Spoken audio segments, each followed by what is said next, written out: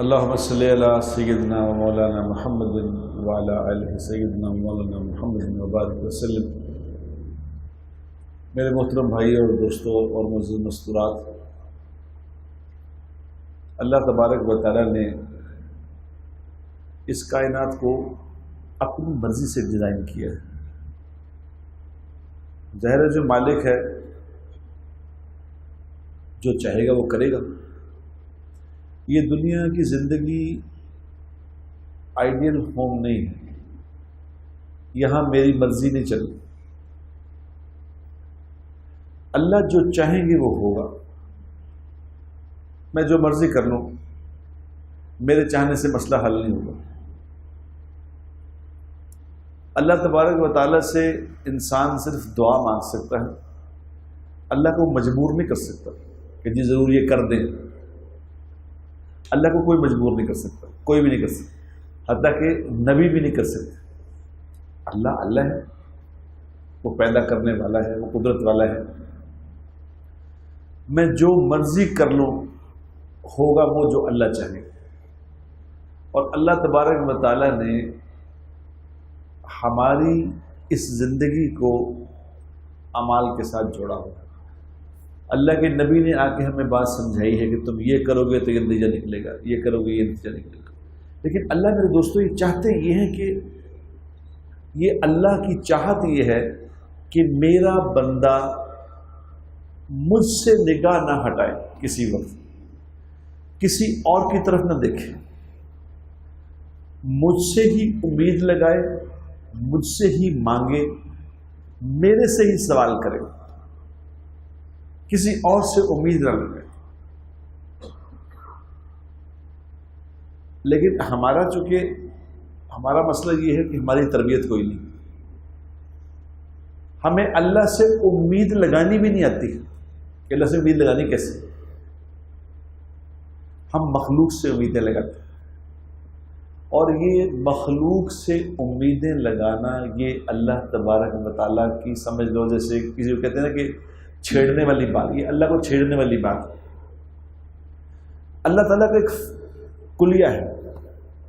کلیہ کیا ہے کہ اللہ کو چھوڑ کے انسان کسی اور سے امید لگائے گا نا کہ یہ میرا کام کر دے گا، یہ میرے حالات ٹھیک کر دے گا، یہ میرے کام آ جائے گا۔ جب کوئی کسی سے امید لگائے گا تو اللہ کا یہ کلیہ ہے کہ اللہ کہتے ہیں اچھا تو نے مجھے چھوڑ کے اس سے امید لگائی ہے نا، حالانکہ کرنے والی ذات تو میری تھی، کر تو میں اور یہ تو کر کچھ نہیں سکتا، تم نے اس سے امید لگائی ہے، لہٰذا اب کیا ہوگا، اب میں تمہیں اسی سے ذلیل کراؤں گا۔ یہ فارمولہ ہے۔ اللہ کو چھوڑ کے جس سے امید لگائیں گے ہم، اسی سے ہی اللہ ہمیں ذلیل کروائے گا۔ یہ فارمولہ طے شدہ بات، یہ نہ بدلا ہے نہ بدلا جائے گا۔ اللہ ہی کرنے والے ہیں، اللہ کے سوا کوئی کرنے والا نہیں۔ یہ دل میں اتارنی ہے یہ بات، یہی امتحان ہے دنیا کہ میرا دل اللہ کے غیر سے خالی ہو جائے، کرنے والی ذات اللہ کی ہے۔ اس لیے آپ انسان غور نہیں کرتا نا، اصل میں غور کرے تو بات سمجھ آتی ہے۔ جب حکومتیں بدلتی ہیں، جب مجھے یاد ہے کہ وہ مشرف کی حکومت آئی تھی تو لوگوں نے کہا کہ جی بس اب نواز شریف چلا گیا ہے، اب مشرف کی حکومت آ گئی، اب ہمارے حالات بدل جائیں گے۔ تو مشرف نے وہ کر دیا جو پہلے کسی نے نہیں کیا تھا۔ اس کے بعد مشرف صاحب چلے گئے، پھر نواز شریف صاحب آ گئے، جی اب نواز شریف حالات بدل دیں گے۔ پھر نواز شریف صاحب نے وہ کر دیا جو اس کا پتہ نہیں تھا۔ پھر نواز شریف صاحب چلے گئے، زرداری صاحب آ گئے، بھی زرداری اب بھی ہے۔ مجھے یاد ہے کہ جب زرداری کی حکومت آئی تو لوگ کہہ رہے تھے کہ دیکھو جی اللہ اس کو چاہے چن لے، اب اللہ اس سے کام لیں گے۔ اس نے وہ کام کر دیا کیونکہ اس سے امید لگائی، اس نے وہ کام کر دیا جو پہلے کسی نے نہیں کیا تھا۔ اب بھی لوگ وہی بات کر رہے ہیں کہ اب یہ عمران خان آ گیا، اب ہمارے حالات بدل جائیں گے، یہ ہماری زندگی بدلے گا۔ یہ جب تک ہمارے دلوں سے یقین نہیں نکلے گا کہ حکومتوں سے مسئلے حل نہیں ہوتے، جب تک دلوں سے یہ یقین نہیں لے گا کہ کوئی حاکم کوئی حکومت ہمارے حالات نہیں بدل سکتی. حالات بدلنے والی ذات اللہ کی ہے، مجھے بدلنا ہے خود کو. یہ ہے تبدیلی، میں بدل جاؤں. اگر میں بدل گیا تو خدا کی قسم سب کچھ بدل جائے گا. جب تک میں نے نہیں بدلنا، چاہے 100 حکومتیں بدلے، ہمارا کوئی مسئلہ حل نہیں کر سکے گا. یاد رکھو، میں ہی بدلنے کو تیار نہیں. میں کہتا ہوں کوئی حاکم ایسا، مجھے اکثر لوگ کہتے ہیں کہ جی بس دعا کرو کوئی لیڈر ایسا آ جائے جڑا جناب سب لوگ ٹھیک کر لیں. یعنی لیڈر ایسا آ جائے، میں نے نہیں ٹھیک ہونا، مسئلہ تو میرا ہے، میں بدلنے کو تیار نہیں. کوئی لیڈر آئے ایسا، کوئی اللہ ایسا بھیج دے کہ جو ہم سب کے حالات ٹھیک کرے. میرے بھائیوں، میرے دوستوں، یہ بڑا آسان فارمولہ سمجھنے کا ہے. اس کو سمجھ لو، خدا کے لیے اس کو سمجھ لو، اس کو سمجھ لو. آج ہماری ساری قوم پریشان ہے. ساری قوم کیا پریشان ہے؟ پوری دنیا میں انسان پریشان ہے. پوری دنیا کے انسان اس بات سے پریشان ہے کہ ہمارے حالات کیسے بنے. ابھی میں امریکہ سے ہو کے آیا ہوں، کل پرسوں آیا ہوں، 1 مہینے کی جماعت میں گیا ہوں، 1 مہینہ وہاں رہ کے آئے. سب امریکہ میں لوگوں کو دیکھ کے آئے ہوں، میں یقین کروں. جس سے بات کرتے تھے وہ کہتے تھے کہ جناب دیکھیں، جناب یہاں کا ماحول دیکھیں، ایئرپورٹوں کا نظام دیکھیں، سڑکیں دیکھیں، انفراسٹرکچر دیکھیں. یہاں تھوڑے 2-3-4 کلومیٹر کے بعد 9 سڑکیں اوپر چڑھ رہی ہیں، نیچے آ رہی ہیں، جا رہی ہیں گاڑیاں، ادھر بھاگ رہی ہیں ادھر بھاگ رہی ہیں. IT کے نظام بنے ہوئے جناب. دنیا ایسا ایک نظام ہے کہ کیا کہنے. ہر چیز آٹو پہ لگی ہوئی. ایئرپورٹ پہ جاتے تھے تو وہاں 100 جہاز اتر رہے ہیں، 100 چڑھ رہے ہیں. ایک کمپنی کے 500 جہاز. یہ پاکستان میں کیا 36 جہاز؟ تب یہی کہ پاکستان کیا ہے. تو وہاں میں لوگوں سے کہتا تھا کہ ماشاءاللہ آپ اتنے زبردست ملک میں رہتے ہو، یہاں پہ یہ صورتحال ہے کہ ہر چیز آٹو پہ ہے، ہر چیز کی اویلیبلٹی ہے، تو آپ تو بہت خوش ہوں گے، آپ تو بڑے مطمئن ہوں گے. ایک نہیں ملا ایسا پورے امریکہ میں. میں اتنا سفر کیا امریکہ میں، امریکہ کے اندر کوئی تقریباً 20,000 کلومیٹر امریکہ کے اندر پھرا ہوں 1 مہینے میں. ایک بندہ پورے امریکہ میں نہیں ملا جس نے یہ کہا ہو کہ ہم بڑے مطمئن. کیوں؟ یہاں چلو یہاں پاکستان میں تو حالات ٹھیک نہیں ہیں، یہاں تو لوگ تنگ کرتے ہیں، رشوتیں بھی عام ہیں، لوگ کرپٹ بھی بہت ہیں، اور یہ بھی وہ ہے وہ تو وہاں تو ٹھیک ہے. پھر کیوں نہیں خوش؟ آپ کیوں نہیں خوش جی؟ کیونکہ میرے دوستوں خوشی کا تعلق مجھ سے ہے، باہر کی چیزوں سے نہیں ہے. میں کیا کر رہا ہوں. لیکن وہاں پہ کچھ لوگوں کو ایسا بھی دیکھا جو دین کی محنت میں لگے ہوئے ہیں. وہ فورٹ PS میں نے ایک جگہ پہ ایک آدمی کو دیکھا، ڈاکٹر صاحب تھے، 4 بیٹے اس کے، 4 بیٹے جوان. ایک بڑے بیٹے کی عمر تھی اس کی کوئی 28-29 سال، اور چھوٹے بیٹے کی عمر تھی 16-17 سال. چاروں حافظ امریکہ میں، چاروں حافظ. صبح نماز ایک پڑھائی مسجد میں، ایک شام کو پڑھائی. اور وہ نماز پڑھائیں صبح کی اور شام کی تو دل یہ کرے کہ یہ نماز ختم نہ ہو، کہیں ختم نہ کر دے، ایسا قرآن پڑھے. یعنی ٹھنڈ ڈال دیں، ٹھنڈ سے ٹھنڈ آ گئی. جو جہاں رہ کے بھی اپنے اوپر محنت کرے گا، اسی کے حالات بدلیں گے، اسی کو سکون ملے گا، اسی کو چین ملے گا. ورنہ دنیا میں کہیں چلے جائے وہ چین نہیں ملے گا. یاد رکھنا، حکومتوں نے کیا کرنا ہے. تو میں بدلوں گا تو حالات بدلیں گے، میرے بدلیں گے تب. اور میں اس بات میں ایک حصہ ہوں اس دنیا کا میرے دوستوں. ایسی نہیں بات کہ میں کچھ نہیں، میں کیا کروں. ہمارے ملک میں تو کل آیا تو کسی سے میں نے پوچھا، اپنے ہمارا ڈرائیور ہے، ہم سے پوچھا، میں نے کہا آپ کو کس کو ووٹ دیا آپ نے. اس نے کہا جی ایک مور میں بلے تے لائی ہے تو ایک شیر تے لائی ہے. میں کہا یہ بلے پہ کیوں لگائی آپ نے مور، اور شیر پہ کیوں لگائی. ہمارے چاچے نے کہا جی بلے تے لا دے، مامے نے کہا شیر تے لا دے، 2 لاتی. اب جب میری قوم کے حالات یہ ہیں، لوگوں کے جہالت کے حالات یہ ہیں تو یہ جہالت تب تک دور نہیں ہوگی، ہم کیسے ٹھیک ہو سکتے ہیں؟ میرے دوستوں، میرے بھائیوں، میں نے آج تک ہم لوگوں نے اپنے آپ کو ٹھیک کرنے کے ارادہ ہی نہیں کیا. ایک تو تھا کہ میرے دل میں سوچ لوں کہ میں ٹھیک نہیں ہوں، میں مطمئن ہوں، بس ٹھیک ہے، جو ہو رہا ٹھیک ہے.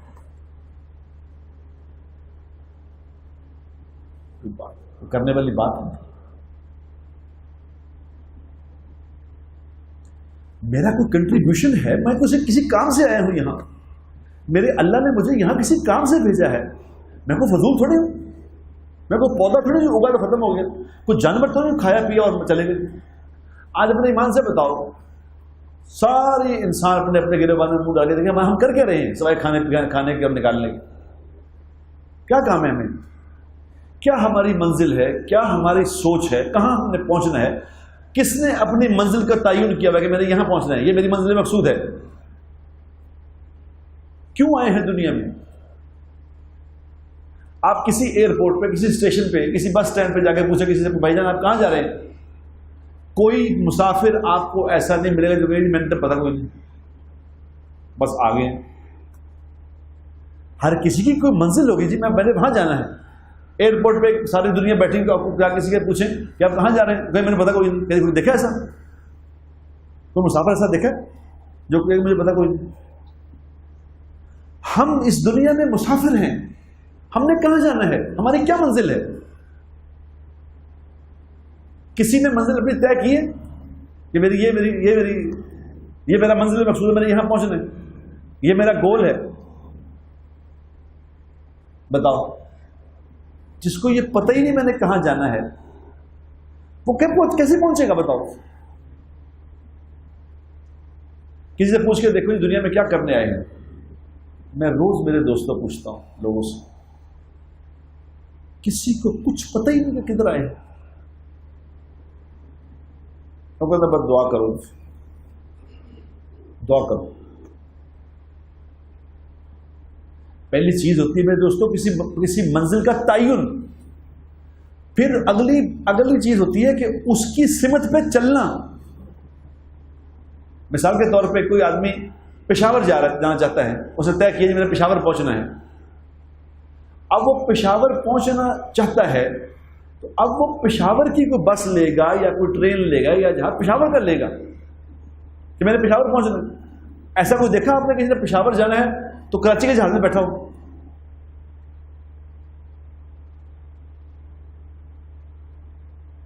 ایک آدمی کی مثال ہے نا کہ اس نے کہا کہ جی میں نے کراچی جانا ہے، تو ٹرین میں بیٹھا، تو ٹرین میں جا کے لوگوں کو کہہ رہا ہے، ایک دیکھا جماعت بیٹھی ہے، نیک لوگ بیٹھے ہیں، ان سے جا کے انہوں نے کہا کہ جی دعا کریں میں نے کراچی پہنچنا. جی دعا تو کرتے ہیں مگر یہ ٹرین تو جا رہی ہے پشاور، آپ کراچی پہنچنا تو ادھر سے بیٹھے کراچی والی ٹرین پہ. اور نہیں چھڈو جناب تھی دعا کرو، بس اللہ قدرت والے ہیں، اللہ پہنچا دیں گے، آپ دعا کریں پہنچ جائیں گے، میں نے اسی میں بیٹھنا ہے.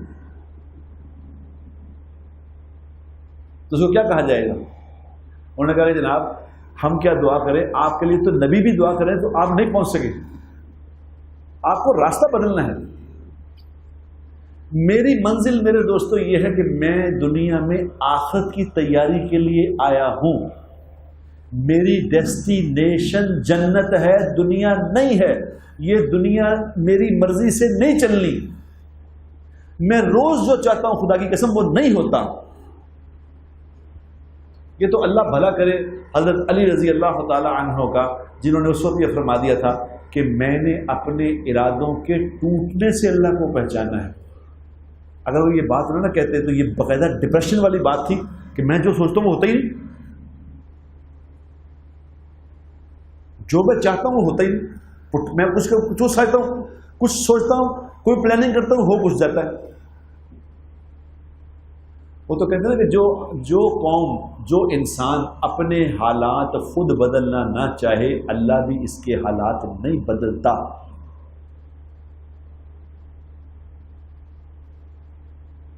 میری منزل آخرت ہے، دنیا میں میری مرضی نہیں چلنی. میں روز تو دیکھتا ہوں تو آخرت اگر میری منزل ہے، اگر میں یہ طے کروں میری منزل آخرت ہے تو پھر اس کی طرف تو چلنا چاہیے نا. کیا خیال ہے؟ آخرت میری منزل اگر ہے، کسی سے پوچھ گئی آپ نے مرنا ہے نا، اور مرنا کہاں جانا ہے آگے، جنت ہے کہ جہنم ہے؟ تو جہنم میں جانا چاہتے ہیں، نہیں جنت میں جانا چاہتا ہوں. اب جنت میری منزل ہے تو اس کی طرف چلنا ہے. ایک آدمی پہلے ٹانگیں چلا کرتے تھے، اب تو ٹانگیں چلتے نہیں، پہلے ٹانگیں چلتے تھے. تو ٹانگا پہلے ہوتا تھا، اب آپ لوگوں کو شاید نہیں پتا، ٹانگا ایک ہوتا تھا سواریوں والا ٹانگا، ایک ہوتا تھا سالم ٹانگا. سالم ٹانگا کہ پورا ایک آدمی نے پورا ٹانگا کرا لیا. سواریوں والا ہوتا تھا کہ 6-7 لوگ اور بیٹھے بھی بیٹھ گئے. ایک آدمی نے سالم ٹانگا کرایا. انہوں نے کہا جی میں اتنے جانا تھے سالم کرانا ہے. انہوں نے کہا جی ٹھیک ہے. تو انہوں نے کہا کہ جی پیچھے بیٹھ جائیں. پیچھے بیٹھے، ٹانگے میں پیچھے بیٹھے. تو انہوں نے کہا میں نے پیچھے نہیں بیٹھنا، میں نے آگے ہی بیٹھنا. جی آگے تو میں نے چلانا ہے، پیچھے اگر آپ نہیں بیٹھیں گے تو ڈس بیلنس ہو جائے گا.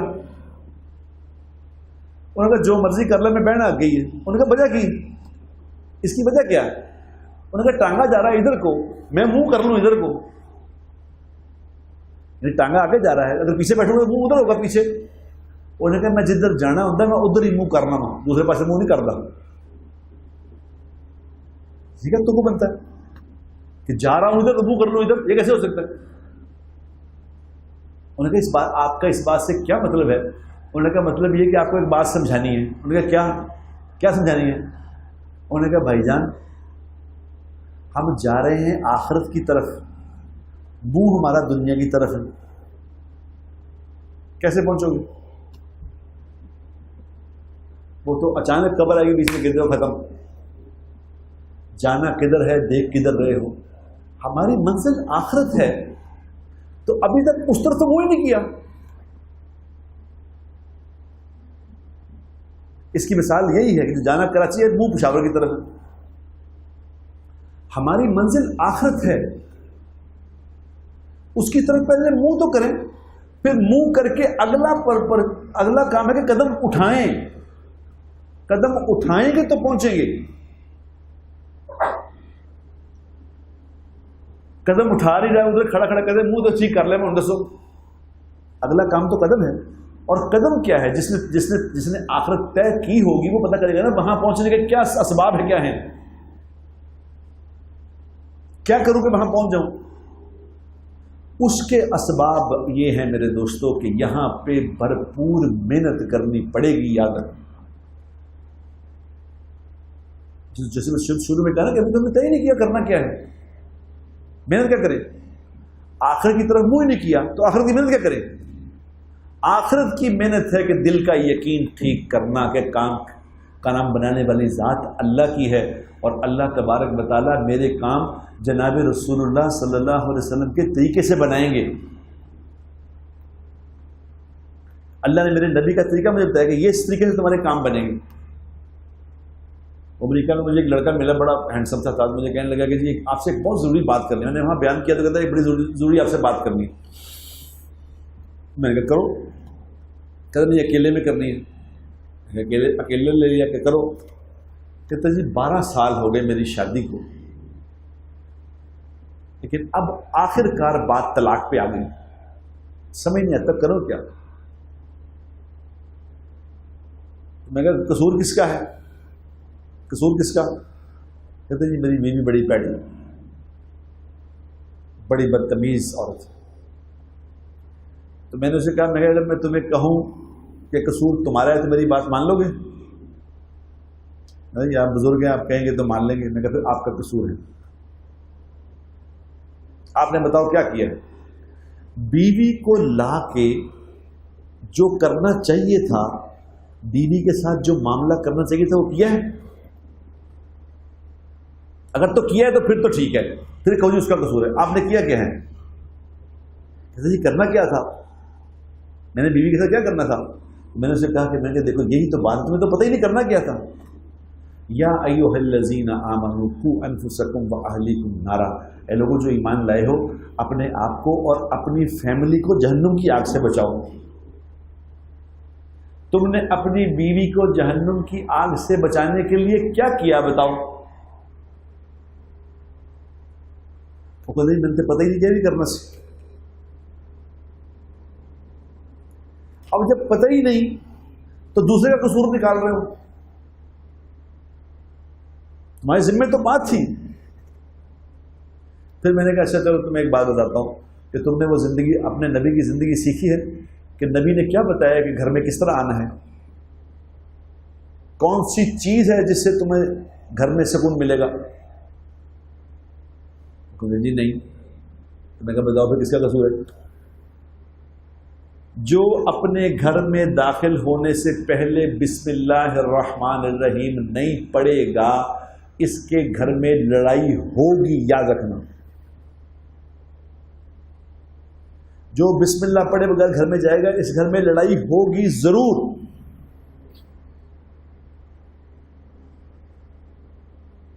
یہ زندگی ہمارے نبی نے سکھائی ہے تو ہم نے سیکھی. میں کہا پھر یہ بتاؤ کہ تم اپنی بیوی کی کتنی تعریف کرتے ہو؟ تعریف کی کرنی ہے، ہر وقت لڑائی ہے، تعریف کی کرنی ہے. میں نے اسے کہا کہ اللہ کے نبی نے پتا کیا تعریف کی اپنی بیوی کی؟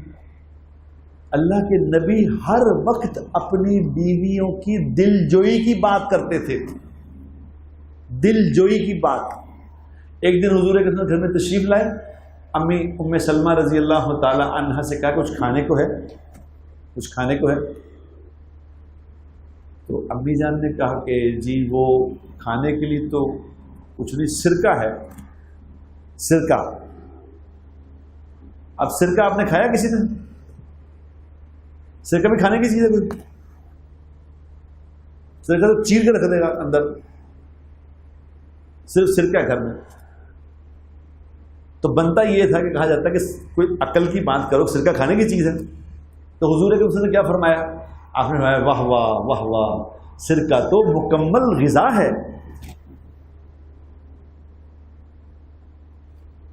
یہ سکھایا میرے نبی نے کہ گھر میں کیسے رہنا چاہیے، بیویوں سے کیا بات. یہاں تو کھانا اگر مرضی کا نہیں پکا ہوا، طبیعت کے مطابق نہیں ہے تو اسی وقت بیزتی شروع ہوگی کہ ایک ہی پکایا، اینی دیر ہو گئی کہ کھانا نہیں سیکھا کہ کیا فائدہ گھر میں، اور اسی وقت آنے شروع. یہ زندگی میں نے کہا تم نے سیکھی تھی؟ کہتا جی اتنی سیکھی. تو میں نے کہا کس کا قصور پھر ہوا؟ کہتا جی قصور پھر میرا ہی نکل آیا.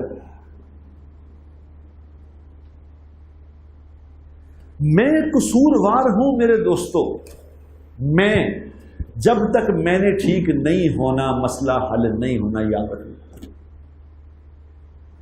اور افسوس کی بات یہ ہے کہ میں نے خود ابھی تک اس بات کو جانا ہی نہیں کہ میں بھی قصوروار ہوں.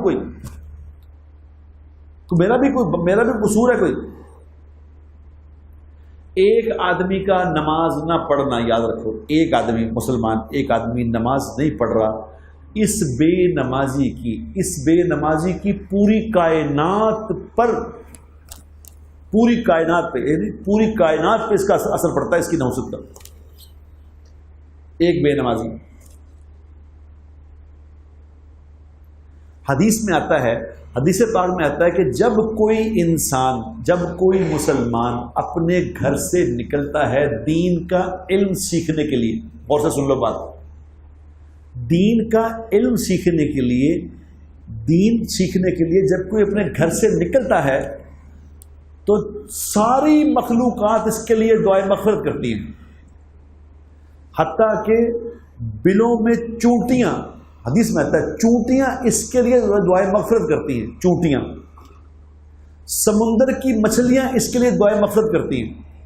اب بتاؤ سمندر کی مچھلیوں کو اس کے لیے دعا کرنے کی کیا ضرورت ہے؟ بتاؤ. علم دین کا میں سیکھنے جا رہا ہوں، دعائیں مچھلیاں کر رہی ہیں، کیوں؟ علم میں سیکھ رہا ہوں، بلوں میں چونٹیاں میرے لیے دعا کر رہی ہیں مغفرت کی، کیوں؟ اس لیے میرے دوستوں کہ جب کوئی انسان اللہ کا حکم سیکھتا ہے، اللہ کا حکم سیکھے گا تو اس پہ عمل کرے گا نا. جب کوئی انسان اللہ کا حکم سیکھ کے اس پہ عمل کرے گا تو اس کے اس عمل کرنے سے ساری کائنات میں خیریں پھیلیں گی، اللہ کی رحمتیں نازل ہوں گی. وہ رحمتیں جانوروں پہ بھی آئیں گی. اور جب کوئی نافرمانی کی زندگی گزارے گا، جب کوئی نافرمانی کرے گا تو اس کی نافرمانی کی نحوست پوری کائنات پہ آئے گی، اس کے ایفیکٹ جانوروں پہ بھی آئیں گے۔ جب بارشیں رک جاتی ہیں کیا ہوتا ہے؟ بارشیں رک گئی تو کیا ہوا؟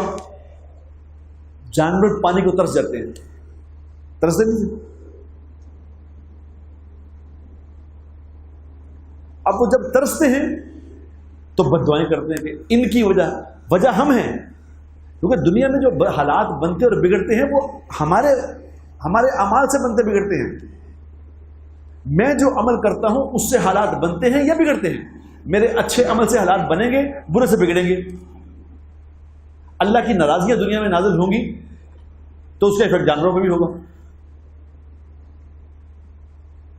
تو میرے بھائیوں، میرے دوستوں، ہم کم از کم خود تو نیت کریں کہ میں نے ٹھیک ہونا ہے، کسی طرح میں ٹھیک ہو جاؤں۔ میں ہوں سارے بگاڑ کی جڑ، میں ہوں قصوروار۔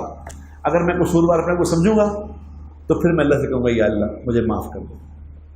جب دیکھو معافی تو وہ مانگے گا جب اپنے باپ کو قصوروار سمجھے گا۔ میں قصوروار سمجھتا نہیں، معافی کس بات کی مانگوں؟ کوئی سمجھتا میں نے اسے زیادتی کیا تو کہتا ہے مجھے معاف کر دیں، کوئی کہتا ہے میں نے زیادتی کی کیا ہے، میں معافی کس بات کی مانگوں؟ ہمیں تو اپنا قصور نہیں پتا، میرا قصور کیا ہے۔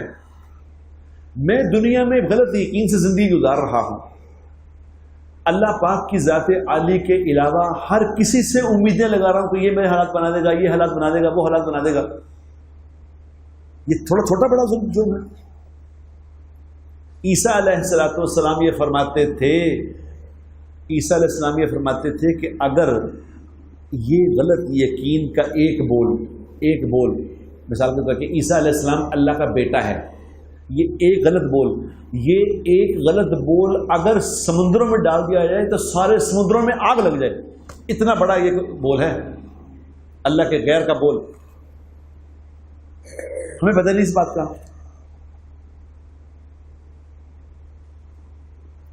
تو میرے بھائیوں اور دوستوں، آج میں آپ سے یہی عرض کرنے، آج کا دن میں صرف ایک ہی بات عرض کرنے آیا ہوں کہ ہم یہ قصور اپنے آپ قصور سمجھیں کہ میرا قصور ہے کہ میں نے اللہ کو اپنا مالک اور خالق نہیں سمجھا، میں نے اللہ سے اپنی امید نہیں لگائی، میں نے مخلوق سے امیدیں لگائیں۔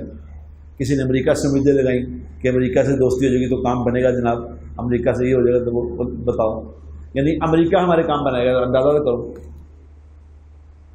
اگر سعودیوں سے پیسے آئیں گے تو کام ہو جائے گا، کمال کرو۔ یہ تو عمر رضی اللہ تعالی عنہ کے زمانے میں قحط پڑ گیا۔ جب قحط پڑ گیا تو عمر رضی اللہ تعالیٰ نے ملک شام جو کہ بڑا زرخیز علاقہ تھا تو وہاں خط لکھا اس کے گورنر کو کہ بھئی یہاں پہ قحط پڑ گیا تو یہاں پہ غلہ بھیجو۔ انہوں نے کہا امیر المومنین میں اتنا غلہ بھیجوں گا کہ ایک اونٹ پہلا اونٹ مدینہ میں ہوگا، آخری اونٹ ملک شام میں ہوگا، اتنا غلہ بھیجوں گا۔ تو رات کو خواب میں حضور اکرم صلی اللہ علیہ وسلم تشریف لائے۔ انہوں نے کہا عمر میں تمہیں بڑا سمجھدار سمجھتا تھا، یہ تم نے کیا کیا؟ جی کیا ہوا یا رسول اللہ کیا ہوا؟ آپ صلی اللہ علیہ وسلم نے فرمایا کہ تم اللہ کو چھوڑ کے ملک شام کے گورنر کو خط لکھ رہے ہو، اللہ سے کیوں نہ مانگا؟ یہ تم نے کیا کیا؟ تو صبح اٹھ کے انہوں نے توبہ کی کہ یا اللہ مجھے معاف کر، یا اللہ مجھے معاف کر دے، میں نے آپ کو چھوڑ کے مخلوق کی طرف دھیان کیا۔ یہ عمر رضی اللہ تعالیٰ کا معاملہ ہے، تو ہمارا کیا ہو؟ ہمارا تو دھیان ہی مخلوق پہ ہے کہ اس سے بن جائے گا کام، اس سے ہو جائے گا کام۔ اپنے یقین کو میرے دوستوں ٹھیک کرنے کی پہلے محنت کریں۔ ہم اس بات کا ارادہ دیکھو، جب پتہ چلے گا، جب اس بات کا اندازہ ہو جائے گا کہ میرا یقین غلط ہے تب ٹھیک کروں گا نا۔ کوئی ہمارے کام ٹھیک نہیں کر سکتا، خدا کی قسم کوئی ہمارے کام نہیں بنا سکتا، کام بنانے والی ذات اللہ کی ہے۔ اس کا یقین ٹھیک کرنے کے لیے ہم سب اس کی محنت میں لگیں، اس کی محنت کریں۔ اگر یقین ٹھیک ہو گیا، اگر ہمارا اللہ پہ یقین ہو گیا جس طرح صحابہ کا ہوا تھا، صحابہ کا جب یقین ٹھیک ہو گیا تھا تو اللہ تبارک و تعالیٰ نے ساری دنیا کا مال لا کے ان کے قدموں میں ڈھیر کر دیا۔ اگر ہمارا یقین ٹھیک ہو گیا تو اللہ تبارک و تعالیٰ ہمیں حاکم بھی ایسے عطا فرمائے گا جو ہمارے بڑوں کی عزت کریں، جو ہمارے چھوٹوں پہ رحم کریں۔ اللہ تبارک و تعالی ہمارا ملک ایسا بنا دے گا، اللہ تبارک و تعالی ہمارے نظام ایسا چلائے گا کہ ہم سے خیریں پھیلیں گی دنیا میں، ہم سے پوری دنیا میں خیریں پھیلیں گی اگر ہمارا یقین ٹھیک ہو گیا اور ہمارے اعمال ٹھیک ہو گئے، اس سے ہمارے کام بنے گے۔ میرے دوستو، آج کا یہ چھوٹا سا میرا جو یہ ہے بات ہے، اس میں میری آپ سے اور اپنے آپ سے بھی یہ گزارش ہے کہ ہم سب اپنے یقین پہ محنت کریں۔ اللہ پاک جو ہم نے اللہ کے غیروں سے امیدیں لگائی ہوئی ہیں، اللہ اس میں ہمیں معافی عطا فرما دے، اللہ ہمیں معاف کر دے، اور اپنی ذات عالی سے ہونے کا یقین ہمیں نصیب فرمائے۔ کرتے ہیں نہیں اس بات کی؟ وآخر دعوانا ان الحمد